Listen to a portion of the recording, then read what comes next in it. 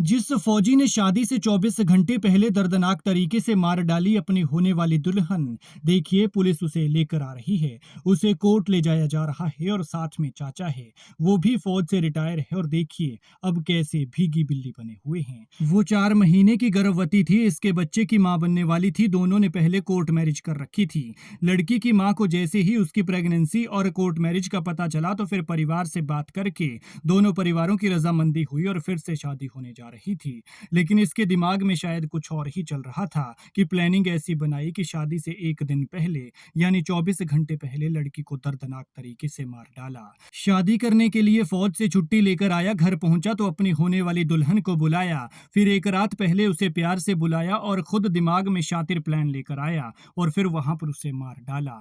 कांड किया और जम्मू भाग गया। बताया जा रहा है कि वहां छोड़ने चाचा गया था। फिर वहां से पुलिस इसे पकड़ कर लाई तो तोते की तरह सारी कहानी बताई। लेकिन देखिए, एक तो सेना के जवान जिसके हाथ में बॉर्डर की कमान है, उसी ने ले ली अपनी होने वाली पत्नी की जान। पहले मारा, फिर जंगल में फेंका और फिर आग लगा दी। ऐसे जलाई कि देखने वालों की रूह कांप गई और कांड करके जम्मू भाग गया जहां उसकी ड्यूटी थी। बताया जा रहा है कि आरोपी प्रवेश के पिता की मौत हो चुकी है, इसलिए उसकी देखभाल उसका चाचा ही करता है। लेकिन अफसोस कि जहां उस चाचा ने बाप का फर्ज निभाया, वहां उसे बाप की तरह बच्चे को गलत काम से रोकना भी चाहिए था।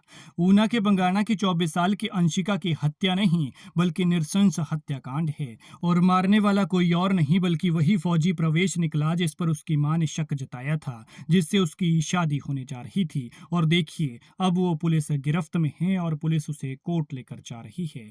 पुलिस प्रवेश को जम्मू से पकड़ कर लाई है और उसने सारी कहानी बयां की है। प्रवेश ने पुलिस को बताया है कि वो शादी नहीं करना चाहता था, लेकिन अंशिका उस पर शादी के लिए दबाव बना रही थी, इसलिए उसने परेशान होकर ये खौफनाक साजिश रची। प्रवेश ने बताया कि वो शादी के लिए छुट्टी आया, फिर शादी से एक दिन पहले मंगलवार को उसने प्यार से अंशिका को घर से मिलने के लिए सुनसान जगह पर बुलाया।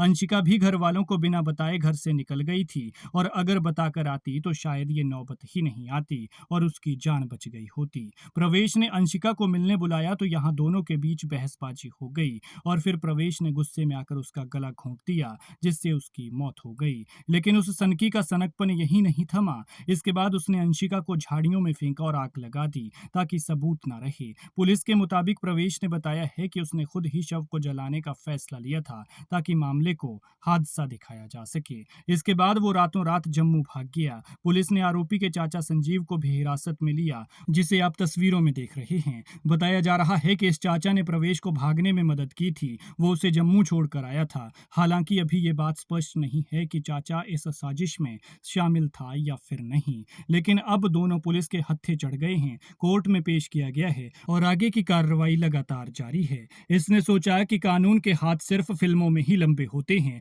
लेकिन इसे क्या पता था कि पुलिस इसे वहां से खींच कर ले आएगी जहां ये छिपा हुआ था। सनकी को लगा कि कोई उस पर शक नहीं करेगा, क्योंकि एक तो वो शादी के लिए छुट्टी पर आ गया था। वो शायद ये दिखाने की कोशिश कर रहा था कि जब वो शादी के लिए मान गया था तो उसे क्यों मारेगा। लेकिन कहते हैं ना कि हत्यारा कितना भी बड़ा शातिर क्यों ना हो, कोई ना कोई सबूत छोड़ ही जाता है। इसने भी घर पहुंचकर लड़की को फोन किया था कि वो शादी के लिए आ गया, लेकिन फिर इसे मारकर वापस चला गया और सवाल यही उठा कि जब वो शादी के लिए आ गया था तो फिर वापस क्यों गया। इसके बाद पुलिस ने त्वरित कार्रवाई की, बिना वक्त गंवाए इसे जम्मू से पकड़ कर लाई और इसने जो कुछ किया था वो सब कुछ कबूल कर लिया।